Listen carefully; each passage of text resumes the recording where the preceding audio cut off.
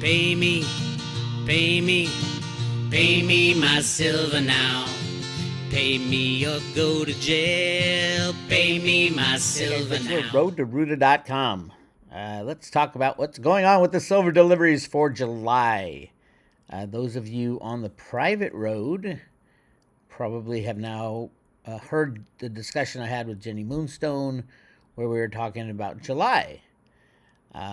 Very interesting discussion. I was a little confused about what she was saying about people not getting the silver that they wanted and have contracts for until I saw the delivery numbers. Now, the delivery numbers are about half of what was expected. Very similar to when the Silver Institute in 2023 made the, it was actually done by Metals Focus, the person that does their silver survey for them, but put the amount at exactly 1/2 of the silver used in solar. And this is almost identical. It's hysterical. But yeah, so far the deliveries are 25 million ounces with still in line. We got about, let's see here, 1,800 contracts, somewhere around 10 million ounces more. Now, according to the discussion I had with Ginny, go check that out on the private road, people. There's somebody in back not getting their silver, and they want it, and they got the contracts for it.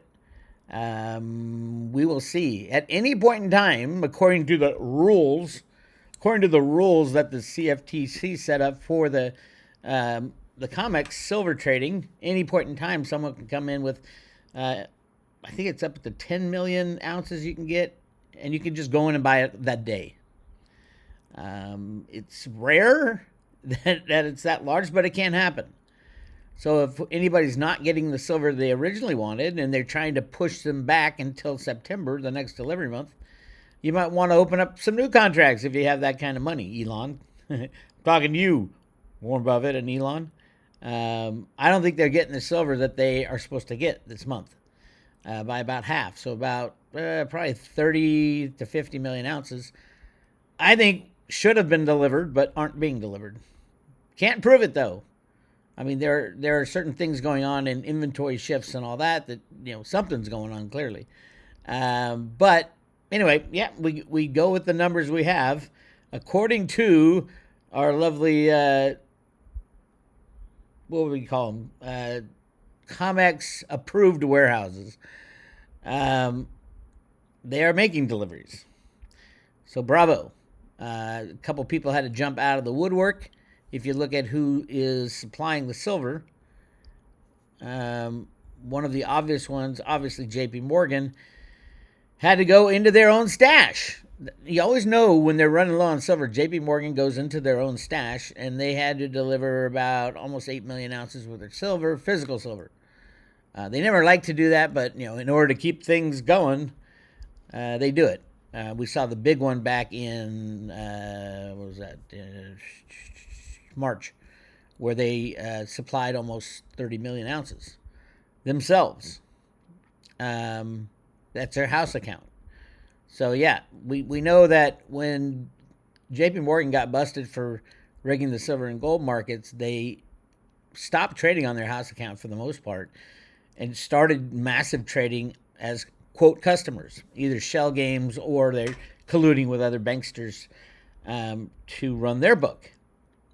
Because the customer accounts was hardly anything until JP Morgan got busted, and then everything flipped over to customers, who are the largest providers and takers of physical silver on the planet. So JP Morgan, who controls the largest amount of physical silver, doesn't own it, but controls it in SLV, I think they're leasing it out, they're swapping it out, they're using SLV's inventory to fill gaps. If you are an owner of SLV, can't think of a worse investment. You own a derivative that allows the silver riggers to continue their game. Sell your silver derivative. Be smart. Go to the bank. Go to the local silver coin store and buy some silver. Buy the real thing. You don't want silver derivatives at this point in time. Nostradamus told us this years ago. Imitations of gold and silver are cast into the lake. It'll be interesting to see as the banks start falling, just who has the most impact on the destruction of the system. I think it would be J.P. Morgan if they announced the Epstein stuff, which supposedly is coming out. Remember, they are the only banker for Epstein. They were the only banker for Bernie Madoff. Of course, they knew everything, and the board of directors of J.P. Morgan are involved with many businesses related to Epstein. And matter of fact, Epstein provided most of the private client service. They're the largest provider of the large client private services that J.P. Morgan Chase, the corporation, the largest bank in the world, was doing. And Jamie Dimon said he didn't know who Jeffrey Epstein was. You think he met him once. Bullshit. Jamie Dimon. Anyway, yeah. Interesting times in silver. Don't look at price. Don't look at price. You should be looking at the gold-silver ratio, which stands at 91 to 1. All of those who swapped at 100 to 1, nice job at that obvious swap. I'd say 91 to 1 is still an obvious swap. As you can tell, in the past 30 years, the average, I can tell you this spike right here was caused by Bill Daley, Jamie Dimon's, they called him the head of the Jamie Dimon SWAT team, who turned into Barack Obama's chief of staff and brought silver up to 50 and slammed it, creating an artificial bear market. While it was going on, if you're on the road to Ruta back then, I wasn't doing as much videos, but I was doing some.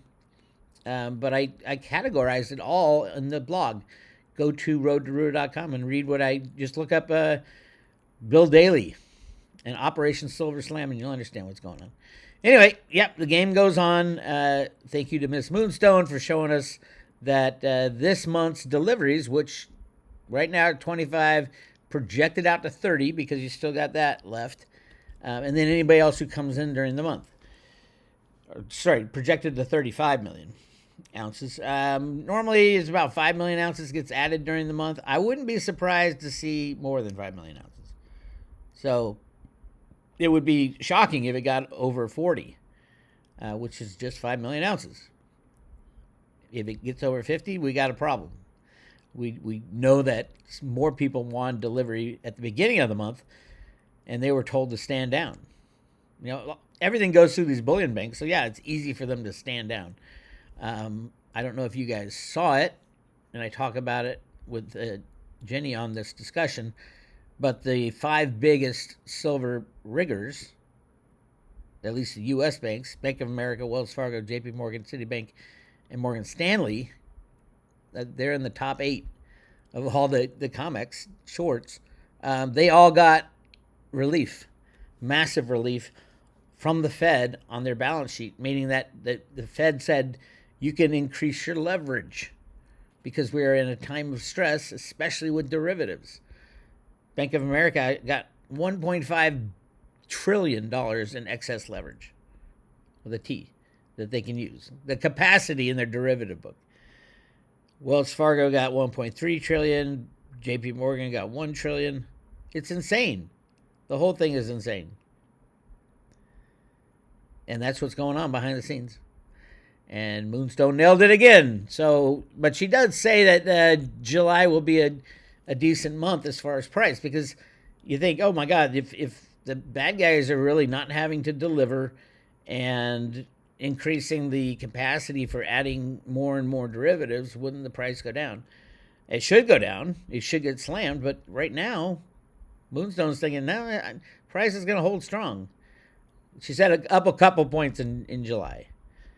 So that would be $39, $40. So we're looking more at September delivery, and then the chaos. Well, different kind of chaos. This week, by the way, is the start of the July chaos in Cliffs data. If it's not chaotic enough, it's going to get a lot worse. So as far as the collapse of the system, it's more likely, I would say, according to Cliffs data, October, right after the end of the fiscal year of the USA. But anything can happen at any time. Anything can happen at any time. All right. We're at $36.35. Holding well above the 200-day and 100-day moving averages. 200 100-day moving average is 33.33. You know, as the longer it stays above these moving averages, they keep moving up. And the moving averages are your base. Those are your base. If it gets slammed down below those moving averages, it's only temporary because India, China, and Russia will buy everything that the criminals do. They're still, right now, India, I think it's probably shaking, going, shit. It hasn't been under those moving averages since like April, and we need silver. They usually have a big month where they buy a hell of a lot of silver, like 80 to 100 million ounces. We'll see. We haven't seen it yet. The year started off strong, but again, they don't buy unless it jumps under. So the rising 200-day moving average now is $32.22. That's your floor, my friends. Can you think of a better investment that has a minimal downside and unlimited upside and 180 years of silver price suppression?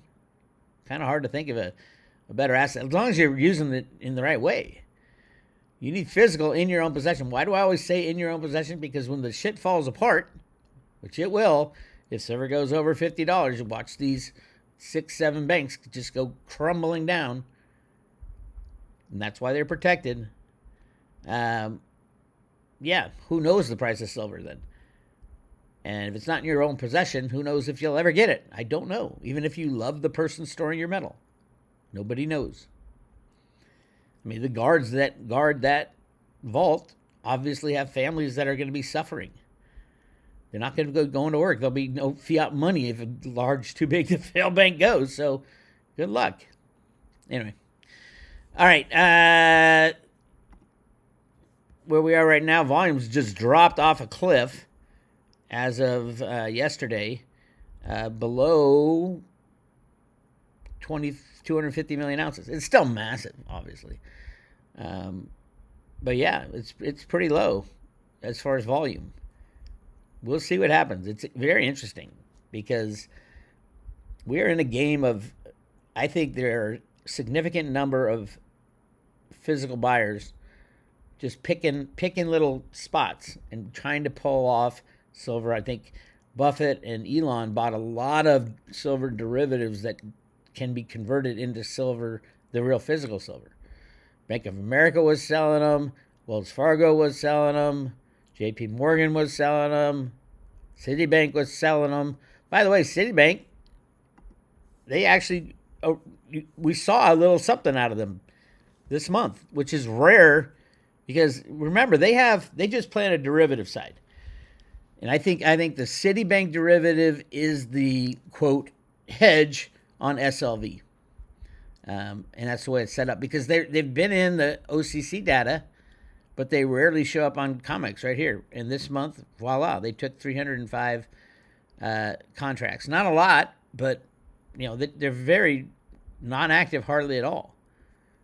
Except they have a massive, I think it's $10 billion short position in silver.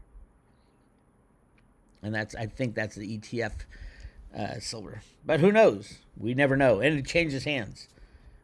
As the CFTC told us in like their second analysis of why silver's not rigged. They said, well, it's not the same players. There's 8 different players. They're just passing it back and forth to each other. It's the silver hot potato. Who's got it this day? Bear Stearns had it. AIG had it. Drexel Burnham had it. I mean, if you have that silver hot potato, JP Morgan had it and almost got thrown to the dungeon. Trump almost took down JP Morgan his first term. Remember, they were going to charge him with RICO charges, which is conspiracy to commit crimes. Very interesting. All right. Again, for private road members, check out the Jenny Moonstone discussion because we talk about the rest of the year, too, on that. And I think this shows a lot. The inventory is coming in half of what it was expected by me, mind you, because we did so much in the first 2 delivery months. And there's 3 delivery months left this month, September, and then December. So we're still on track to do the most deliveries ever. But, I mean, if you're running out of silver, you're not going to have silver deliveries on the COMEX. It's not going to show up. But everything else will start popping. So get ready. The backbone of the manipulation is popping off right now. And then we have Trump and the Trump and Doge fake fight. I mean, not Trump and Doge, Trump and Elon fake fight. It's so obvious. It's all planned. We live in a little play, and we're the audience. We're not even in the play anymore. We're just the audience watching this spectacle. Elon said, "No, you're gonna bust this bill will bust the government." Remember, that's the idea. The idea is to bust the government, to bust the banking cabal. So yeah, Elon needs to remember what everybody already knows. No country in history, in full history, has ever paid off their debt. Name one country who's paid off all their debt. And even if they came close to it at one point, they went back into debt again. So there hasn't been a country that I know of that's paid off all their debt and kept that debt gone. So the fact that the United States is planning to pay off its debt if we get our budget in order was bullshit from day one. It was never the plan. It was always the talking point. So Elon, sorry, friend. Trump's right. The faster we print money to infinity, the faster it goes away. But I think Elon found those, he said he found those 14 computers that were printing money out of thin air. He just didn't tell us how much they printed. I think that's where you get your infinity money. So yeah, the system is, and good on you. Rand Paul saying the same thing. Slams Trump's bill and brutal takedown. The reality is, if you're not trying to get your budget in order, you try to blow it off. You try to print as much money as possible to soak up all the benefits until the system underneath it collapses. I think that's exactly what's going on. So that's my take, at least. Again, yes, you should be stacking your silver. Continue to stack. I've been stacking since $4.50. I'll continue to stack through a minimum. I won't start selling silver, but you see, that's the thing. As silver moves through $600, $800 an ounce, I think it'll start to be fairly valued, just depending on what gold is doing. I look at the gold-silver ratio. I'm looking for a gold-silver ratio well below 7. I mean, we're pulling it out of the ground. Above ground ratio right now is 1-to-1, about 6 billion ounces of each. Pulling it out of the ground at 7-to-1, 7 ounces of silver for 1 ounce of gold. So that is an interesting talking point, except the fact that over 100% of the silver that we pull out of the ground gets consumed in the mainly the electronics field. And I know the Silver Institute says, no, it's just like 65%. No, they're lying. It's well over 100% now. Sorry, Silver Institute. You lied and we caught you. Go to Road to Road. If you want to know how they lied and why they lied, obviously we know why they lied. But if you want to know how they lied, just go to roadtoroad.com, scroll down. I point it all out. This is my favorite. This is the 2023. All those red boxes in the Silver Institute Silver Survey were changed. Historical numbers changed to show 1/2 of the real amount of solar used. And they changed every number. Every red box has changed. These are historical numbers that should be set in stone by the only real silver analyst report that comes out every year. And everybody, this is the Bible for all you financial people trying to figure out what's going on in supply and demand. And they changed history. That should be illegal. It is illegal. But nobody's doing anything about it. We have no regulators. The two that are left don't even show up for work anymore. At the CFTC. There's 2 out of 5 commissioners left. Both of the 2 are MIA. Why? Because they've already given notice that they're leaving. One's from Citibank and one's from JP Morgan. Nobody wants to be sitting there taking the hit when the head of enforcement's gone as well. Nobody's guarding the hen house.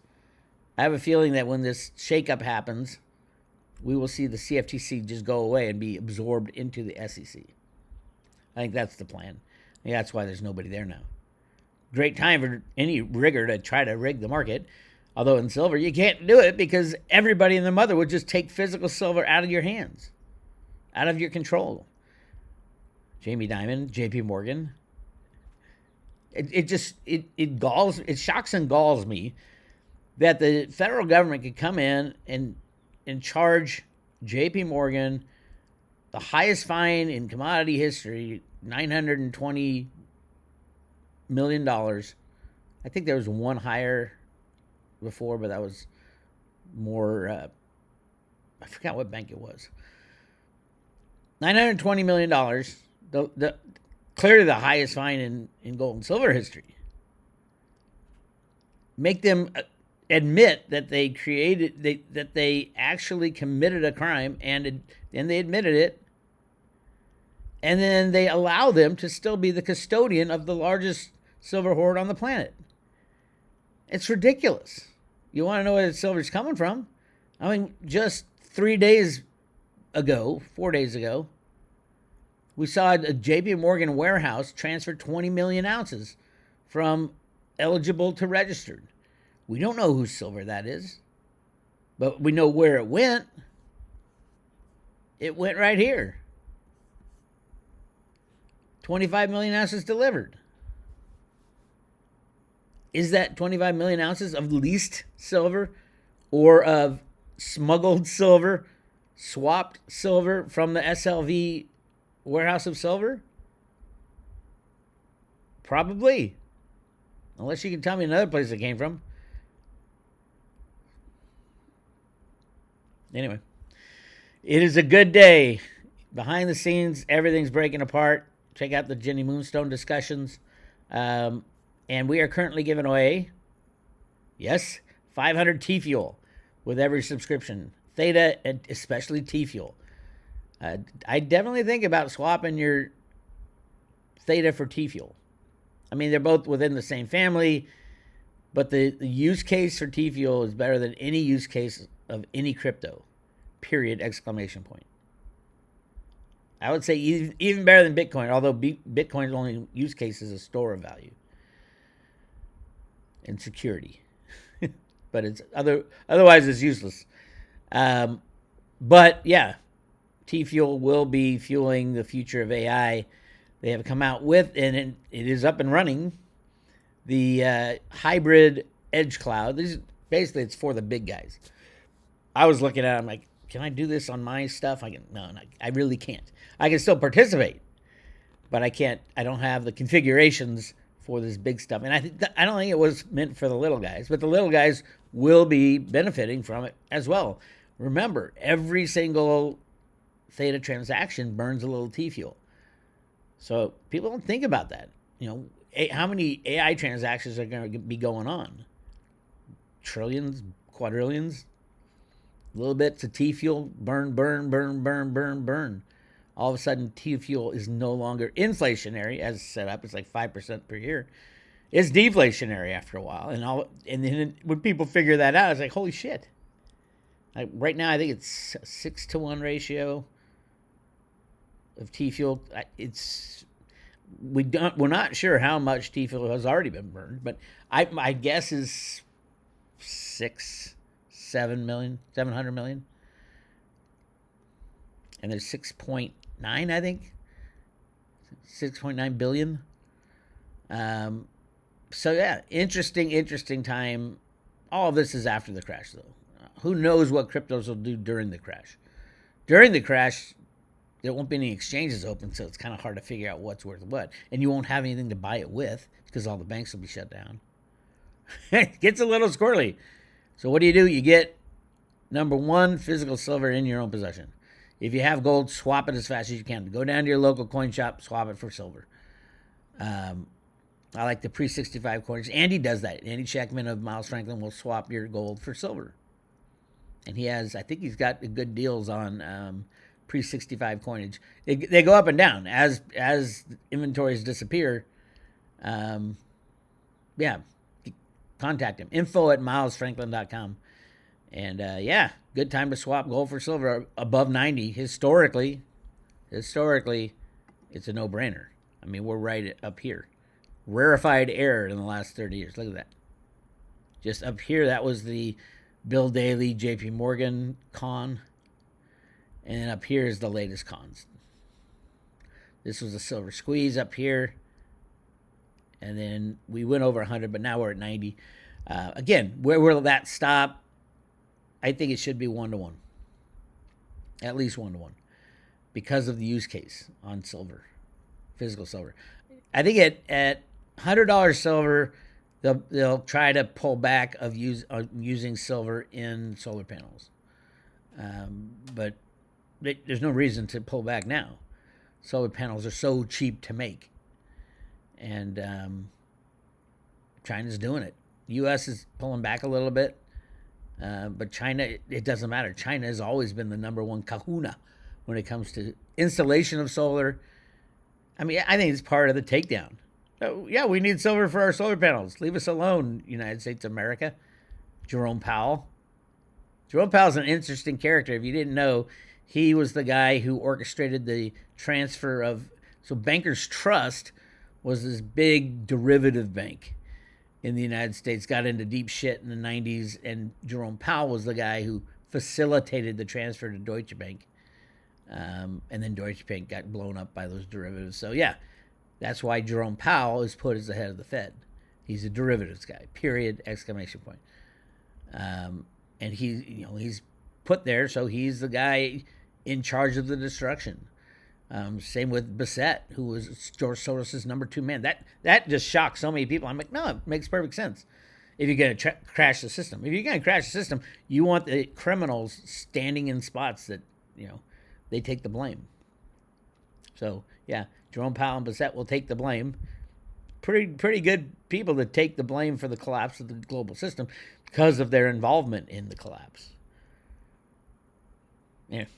You want to learn more, go to roadtoroot.com and join the private road. Listen to that Jenny Moonstone discussion. I'll be talking more private road stuff this week. It'll be a shortened week. I am turning 61 on Friday. 61, holy moly. I know. But I'll be checking in and out, probably on the private road for the rest of the week.